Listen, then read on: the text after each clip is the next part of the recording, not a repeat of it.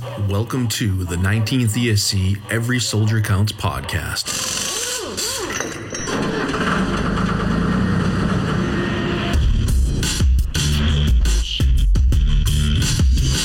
Wherever you find American troops today, you'll find the men of the Transportation Corps. Enough and on time. That's the story we tell you today. The story of the Army Quartermaster Corps. These youthful servicemen are members of the Army's Military Police Corps. One of the most important forces behind the lines, the Army Ordnance Corps.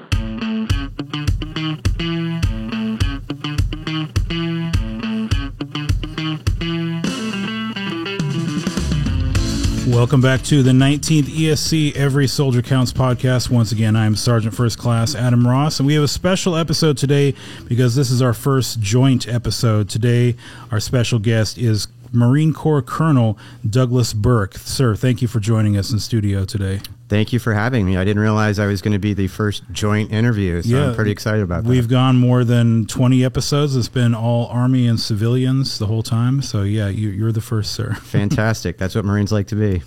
And so you're in Korea, sir. You an element of your Marines, but you come to us from Japan. You made a special trip out from Japan. Can you tell me a little bit about your unit in Japan? Absolutely. So I'm the commanding officer for Combat Logistics Regiment 37, which is part of the 3rd Marine Logistics Group underneath 3 Marine Expeditionary Force on board Okinawa, Japan.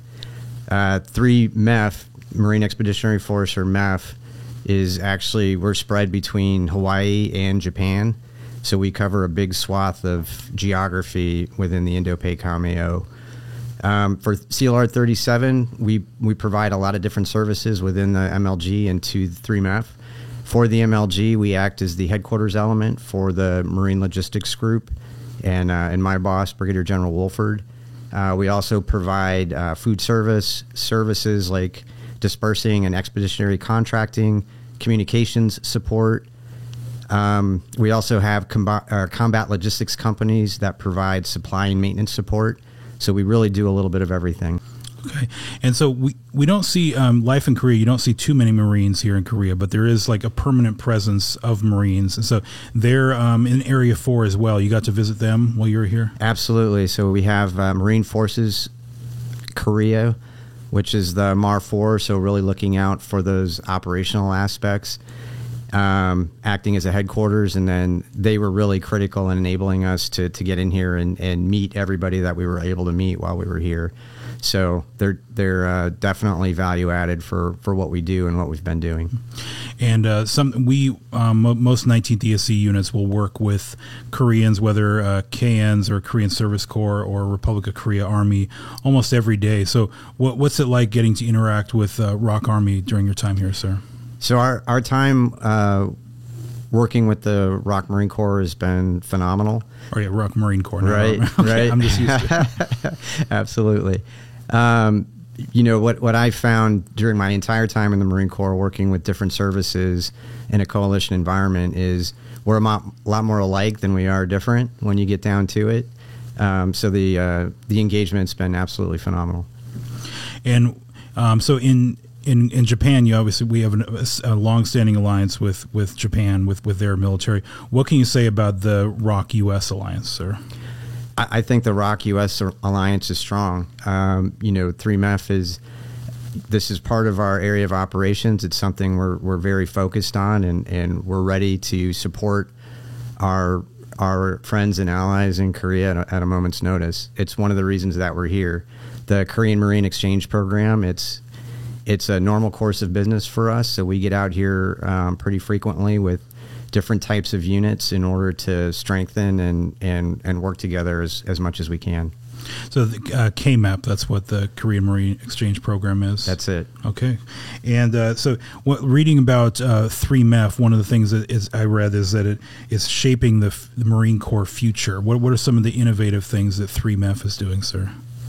So the current Commandant of the Marine Corps, General Berger, is really using Indo-PACOM as our focus of effort right now. And we're here. So 3MEF we're in the AO and we're here all the time. So we're considered the stand-in force for the Marine Corps. So as we look at what the Marine Corps is going to look like in 2030, One of his big initiatives is Force Design 2030 for the Marine Corps. It's really how does 3MEF look over the next 10 years. So we're looking at, how do we transition from now until 2025 until 2030?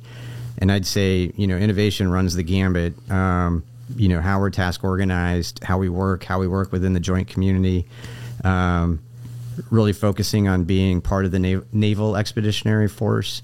I think one of the things that I've seen since we've started departing Iraq and Afghanistan is refocusing on our amphibious roots and getting back to our naval partnership and really being an integral part of the Naval Expeditionary Force. And staying on that joint element you mentioned, sir, so you talked earlier about how you've been meeting all the different services here in Korea. What have been some of your takeaways meeting the different services? I think the takeaways are just what a phenomenal presence that the U.S. has across the board. I think the Army's got a pretty big footprint on the peninsula, so we've been spending a lot of time with the Army. We met the 8th Army G4 early on. We've interacted with folks with the 18th or the 19th ESC, excuse me. We actually met the battalion commander for the Korean Service Corps, which was very interesting. We learned a lot of things that we weren't aware of at that time. A very unique unit. Absolutely, absolutely, and a tremendous span of control for an Army lieutenant colonel. So very impressive. We met elements of the Materiel Support Command Korea, very impressive organization. We've also met folks from the Defense Logistics Agency here in Korea, as well as the Military Sea Lift Command. You name it. I think we've talked to it. Air Force as well. So we've really tried to spread out and talk to as many folks as we could. So I imagine you spent a good amount of time down there in Pohang, where Mar 4K and ROK Marines are. Had you spent much time down in this area of Korea before you came over here? No, actually not. We did, again, initially we were kind of all over the place. Once we came out of ROM on Camp Humphreys, we've really been kind of hitting all over the place. Mm-hmm. I think the last time I was in Korea was in 2003. Oh, and really?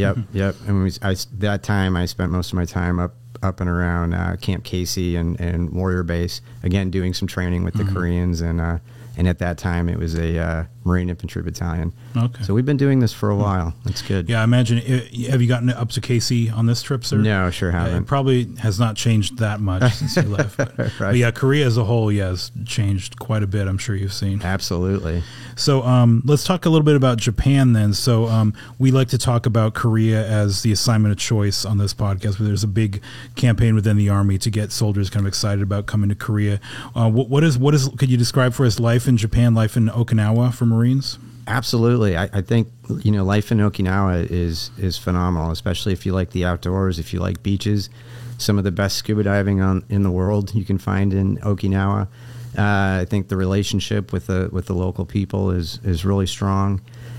And we get opportunities like this because of Okinawa's geographic location to everything else in East Asia. Marines get to experience a lot of different deployments, whether it be Thailand, Korea, the Philippines, you name it. We're trying to operate all over theater. So I think you get a lot of unique opportunities in Okinawa that you wouldn't get if you were stationed someplace in the States.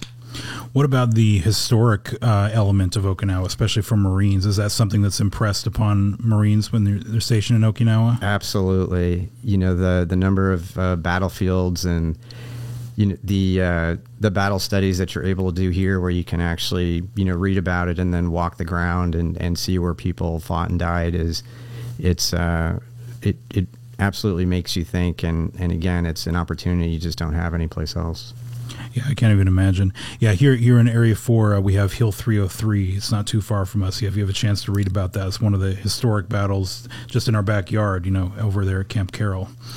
And so, sir, I was reading your biography. You're from San Diego, obviously a Navy and Marine hotspot, and you enlisted in the date kind of made my eyes pop a little bit when I read August 1990. That was when kind of a interesting time in the military. That was right when Iraq was about to invade Kuwait. So what are your memories from enlisting in 1990, sir? It was definitely an interesting time. I think, that was a time in the military where things had been fairly quiet for a while. So when I enlisted, I do remember a lot of people yelling at me once I stepped into the yellow footprints at Marine Corps Recruit Depot in San Diego. And then that was basically the next thing I remember was all of a sudden, we're gearing up to go to the Middle East. I think people were surprised during that time about how quickly we were able to engage and win at that time. So I was basically still in the training pipeline while folks were over there.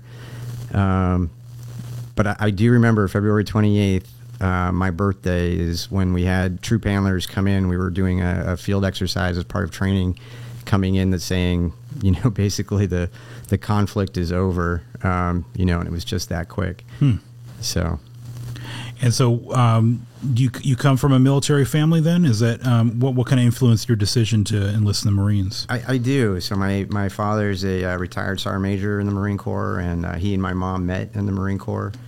So definitely part of the family. I think the big reason I joined was just the opportunity to do different things in different places, which the Marine Corps has given me in spades. So it's been great. And so in the Army, we call it a logistician for officers kind of in this career field. So has this always been your side of the house in your officer career? Absolutely. So I started out as a supply officer. I think the Army would call it a quartermaster. Mm-hmm. And then, but we try to make as well-rounded an officer as we can. So I've done jobs doing supply and logistics throughout. And then once you're promoted to colonel, you become an 80-40 or a Marine Corps logistician. Okay. And another thing that, you mentioned your ROM when you came into Korea, sir. Korea's, one of the, especially down here in Area 4, was one of the epicenters for COVID when the pandemic first broke out. What's been your experience in Japan and in handling the pandemic with your Marines and the prevention element of that? I think it's twofold. We take all the mitigation. We do all the mitigation that we can as a force preservation, right? Making sure that we're following everything that the science tells us to do. I think the recent mandate to vaccinate has been tremendous. Everybody we brought over to Korea was vaccinated. And then before getting onto the airplane, everybody was getting onto the airplane or on the high-speed transport, everybody was tested. We got tested when we got here, and then we did a day 6 test. In Japan, it's been a balance of doing what we could as a military to preserve the force as well as being respectful to the local community. So staying really in tune with where the community was at in terms of their transmission rate, and then reacting in kind. So as the transmission rate went up, we would be a little bit more restrictive in what we were allowing the service members to do in the local community.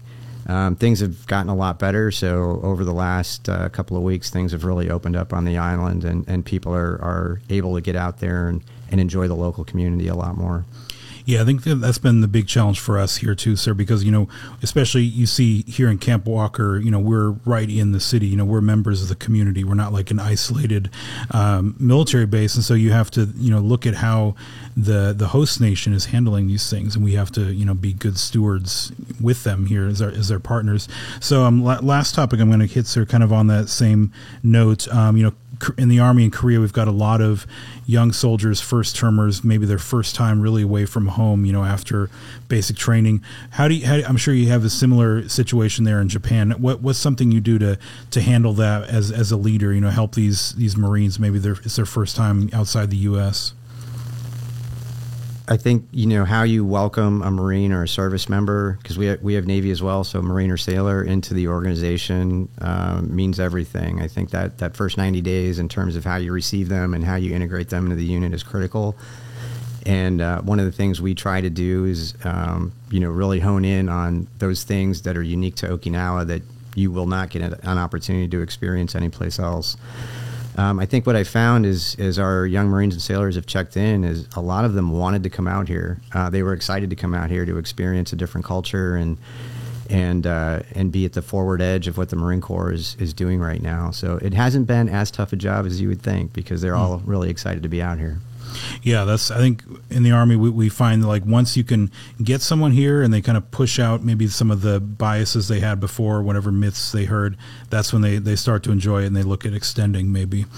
But sir, I wanted to thank you for coming by the podcast, and again, follow 3 Marine Expeditionary Force on Facebook and 3rd MLG as well, 3rd Marine Logistics Group.